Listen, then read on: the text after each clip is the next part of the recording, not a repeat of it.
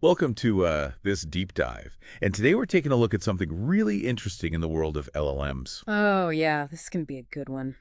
So, as you all know, we cover a lot of research papers on this show, but this one really caught our eye. Yeah, it really gets into the nitty-gritty of how these LLMs work. And, we're always talking about how these models are getting better at problem solving.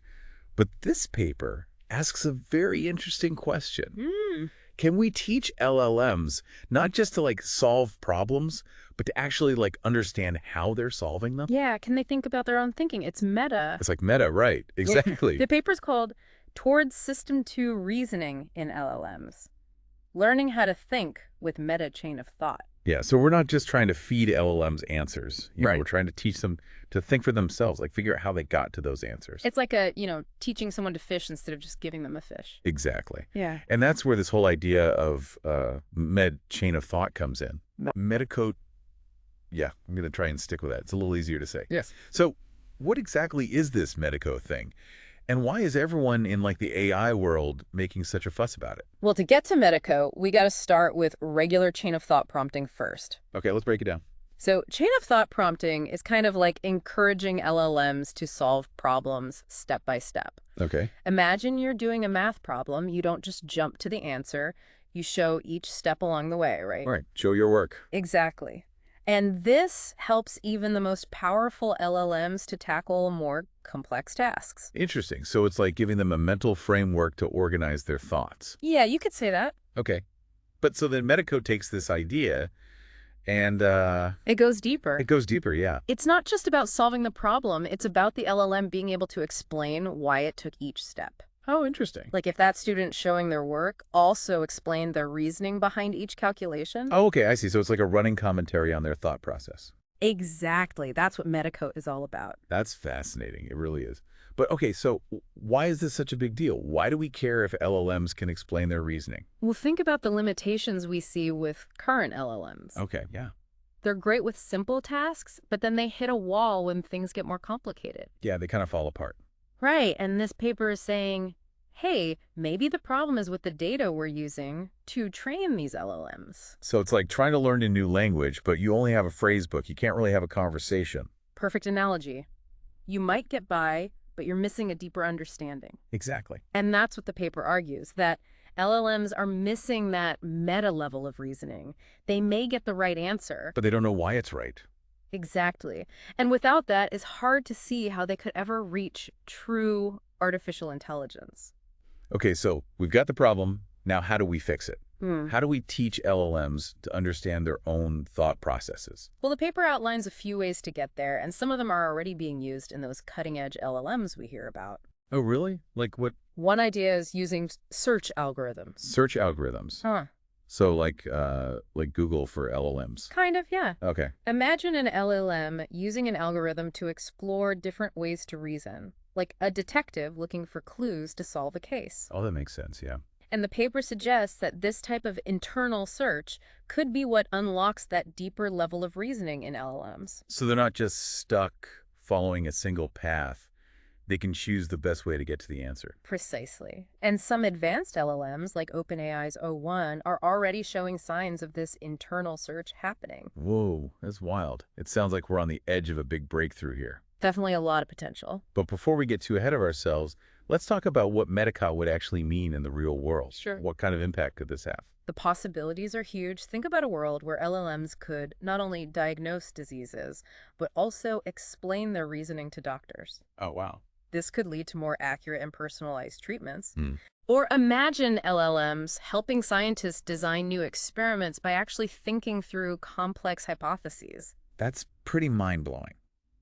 It sounds like this could change everything from healthcare to science to even how we learn. It really could. But let's not get too carried away just yet. We need to understand some of the challenges and key concepts in this research. Right. Like this idea of the verifier-generator gap. Yeah, that's an interesting one. So what is that exactly? Well, the paper basically shows that even simple LLMs are better at checking if an answer is correct than they are at coming up with the answer themselves. Wait, really? It's like they have the knowledge, but they haven't figured out how to use it independently yet. So they're like a student who can ace a multiple choice test but can't write an essay. Yeah, that's a good way to put it. Interesting. So how do we bridge that gap then? How do we help them unlock that full potential? Well, that's where this idea of a scaling law for LLM reasoning comes in, which the paper talks about. Okay, scaling law, what's that all about? Basically, the paper says that LLM reasoning depends on a few things: the size of the model, the amount of data it's trained on, and what they call inference time compute, which is basically how much thinking the LLM does when it's working on a problem. Okay, so it's not just about building bigger and bigger models. Right. We have to train them smarter and give them the space to actually think. Exactly. And by focusing on these three factors, the paper argues that we can really unlock new levels of reasoning in these LLMs. That makes a lot of sense.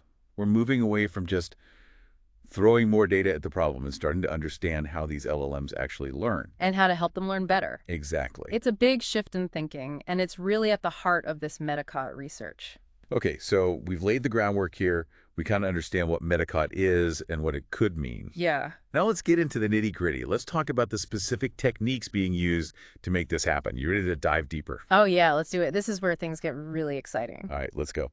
So one way to do that is with these things called verifiers. Verifiers, okay. They're like separate models that are trained to basically check if the reasoning steps and the solutions that the LLM comes up with are actually correct. So it's like a second set of eyes on the problem. Yeah, think of them as like specialized fact checkers for LLM. Fact checkers, I like that. And the research shows that even if you have like a fixed LLM, not one that's constantly learning, Right. just using a verifier to guide the search process can make a huge difference in how well it performs. Wow, that's really interesting. So we're basically bringing in a second opinion to double-check the LLM's work. Exactly. But is the ultimate goal to build this verification ability directly into the LLMs themselves? That's a great question, and it's something the paper explores in depth. Can we teach LLMs to be their own fact checkers? Yeah. Can they learn to search and evaluate their own reasoning internally? Right. Because that gets to the core of what we're trying to do with Medicode. True self-reflection. Yeah, like real critical thinking in an AI. That would be incredible. But how do you even go about teaching an LLM to be its own fact checker? Well, there are different approaches to training, and one that stands out is this idea of process supervision. Process supervision, okay. Instead of just focusing on the final answer, you're giving feedback on each step of the LLM's reasoning process. So it's like having a mentor guiding the LLM along the way. Exactly, pointing out where it goes wrong, suggesting different approaches it could try. Like giving it constructive criticism. Yeah, exactly. Okay, that makes a lot of sense. But who's doing the mentoring? How do we actually provide that feedback to the LLM? So one method is to use these things called process reward models, or PRMs. PRMs, okay, got it. You can think of them as like the LLM's personal quality control team. So we're training AI to train other AI. This is getting meta. It is pretty meta, right? It is. It really is. Yeah. But where do these PRMs learn their expertise? How do we teach them what good reasoning even looks like? Well, there are a few ways to do that. One is to have human experts evaluate the reasoning process step by step and provide feedback. So it's like a panel of judges scoring the LLM on its detective work. Yeah, exactly. But as you can imagine, that's pretty time-consuming and can get expensive, especially for really complex problems. Yeah, especially if you need experts in a specific field. Right. So the paper also proposes this alternative approach called outcome verification. Outcome verification. Okay, what's that? It uses a technique called Monte Carlo state value estimation. Okay, that sounds a bit complicated. Yeah, it's a little technical, but basically you're simulating multiple runs of the LLM's reasoning process. Oh, okay. And then you use the outcomes, whether it gets the right answer or not, to figure out how good each reasoning step was. So the PRM learns by watching the LLM succeed or fail. Exactly. And this is nice because it can be done without needing human feedback for every single step. Yeah, that's much more efficient. It is. It's a lot more scalable. Okay, so this outcome verification thing sounds promising. But how much does the quality of the PRM actually matter? I mean, does a better PRM actually lead to a better LLM? Well, the research shows that there's a strong link between how good the PRM is and how effectively the LLM can search and reason. So it's like a good coach can really make a difference in a team's performance. Exactly. The better the mentor, the better the LLM gets at problem solving. So investing in high-quality PRMs is crucial for making this MetaKey thing work. It really is. And this leads to another really cool area of research: meta-reinforcement learning, or meta-RL. Meta-reinforcement learning. We're getting into the really advanced stuff now. We are. So what is meta-RL, and how does it connect to all this Medicode stuff we've been talking about?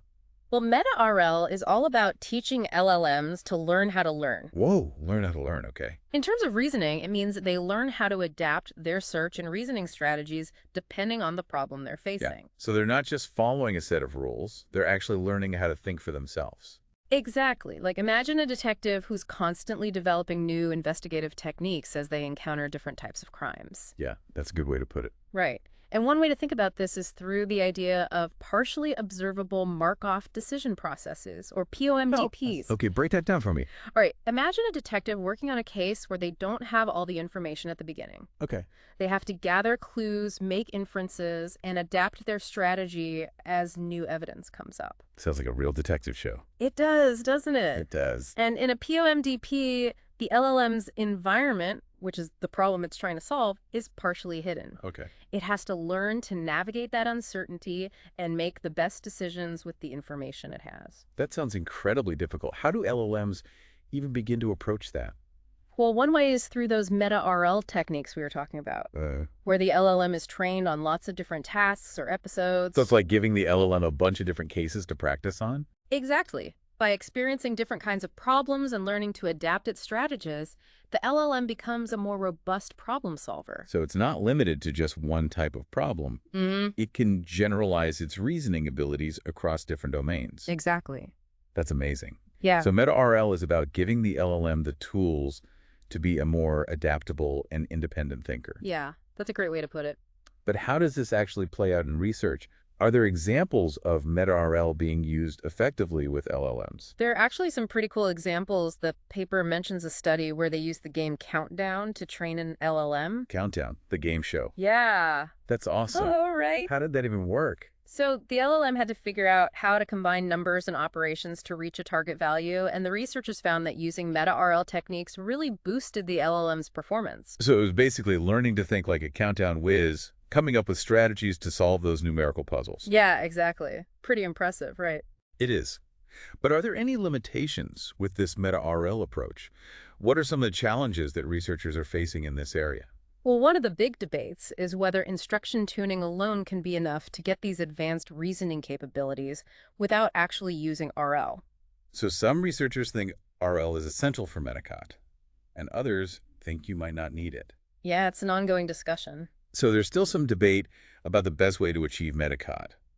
But it sounds like RL is definitely a powerful tool that LLM researchers are excited about. It is, and the research suggests that on-policy RL, which is where the LLM is constantly learning and updating its strategies as it goes, is really important for solving these complex reasoning problems. So it's like a detective who's always reflecting on their past cases and figuring out how to improve their approach. Exactly. It's all about continuous learning and improvement. But are we getting close to creating LLMs that can actually think like humans? Is that even the goal here? That's the million-dollar question, right? It is. There's definitely evidence that things like Metacot and meta-RL are making LLMs much better problem solvers. Right. But can they truly replicate the complexity and the nuance of human thought? Well, that's still up for debate. So we're still in the early stages of figuring out this whole LLM reasoning thing. We are, but the progress we've made is really exciting. It is. Now, why don't we shift gears a bit and talk about some real-world examples of how LLMs are already using these advanced reasoning capabilities? Okay, yeah.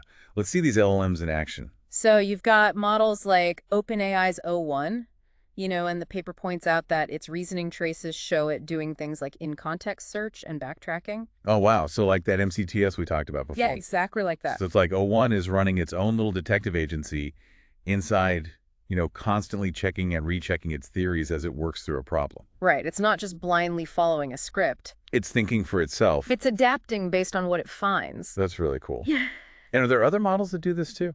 Yeah, you see similar things with DeepSeek's R1 Okay. and the Quinn QWQ model too. Their reasoning processes aren't always perfect. They show inconsistencies, backtracking, and repetition of steps. So they're not just like robots, smoothly going through the motions. Right. It suggests that there's this dynamic internal search going on. It's like they're really wrestling with the problem, Uh-huh. Trying different things and putting the pieces together. Exactly. But this raises a really interesting question. Are these advanced models just a product of all the data they've been trained on?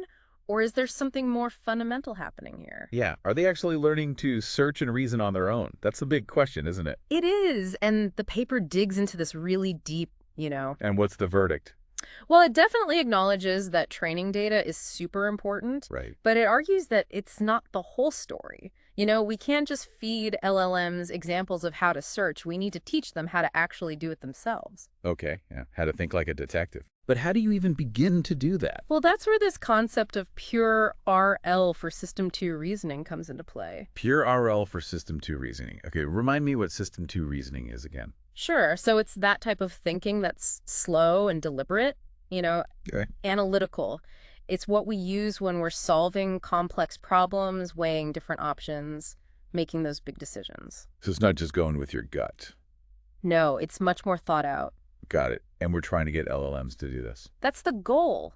Can we teach them to think, not just efficiently, but strategically and thoughtfully? That's a tall order. It is. What does the research say about our chances? Well, the paper suggests that with current LLMs, pure RL alone might not be enough to create true System 2 reasoning, Okay. but it's a powerful tool to push the boundaries of what's possible. So maybe we can't perfectly copy human thought, Right. but we can use RL to make LLMs better thinkers. Exactly. And there's some really cool ways researchers are trying to do this. Oh, like what? The paper talks about a specific RL objective called ERL2. ERL2. And this encourages the LLM to explore and evaluate different reasoning paths. So like a detective trying different ink. Exactly. It's all about encouraging curiosity and letting the LLM find new and better ways to reason. And what's really interesting is that this approach also uses RLHF. RLHF, reinforcement learning from human feedback, right? We hear about that a lot these days. We do. It's everywhere. So how does it fit into all of this?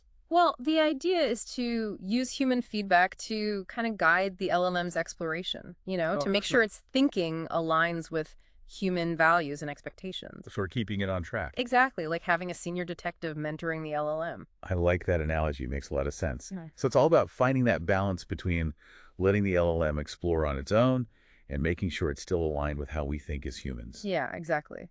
And this brings us back to that big question, efficiency versus superintelligence. Are we trying to make LLMs better problem solvers, or are we aiming for something more? Right. Are we trying to create AI that's smarter than us? It's a question everyone's asking. Mm-hmm. What's the end goal here? And I think this research on meta chain of thought is really forcing us to think about that. Yeah. There's no easy answer, but the potential of this technology is huge. We're just starting to understand how to teach LLMs to think, and the progress is incredible. It really feels like we're on the edge of something big here. It does. But it's important to remember that there are still challenges. Oh, yeah, for sure. We need to keep developing new techniques and figure out how to evaluate these LLMs as they get more powerful. And we need to have those tough conversations about the ethics of all this. Definitely, AI is powerful, and we need to make sure we're using it responsibly. Absolutely. Well, this has been an amazing deep dive into meta chain of thought. It has. We've learned so much about how LLMs reason and what the future might hold. And we've only scratched the surface. There's so much more to discover here. If you're interested in learning more, check out the resources in the show notes. We've got links to some great papers and articles. And who knows, maybe you'll be the one making the next big breakthrough in AI. That's a great thought to leave on. Thank you so much for joining us on this deep dive into the fascinating world of LLMs and meta chain of thought. It's been a pleasure. And to all our listeners out there, keep those minds curious and keep asking those big questions. The future of AI is full of possibilities, and it's up to all of us to shape it responsibly.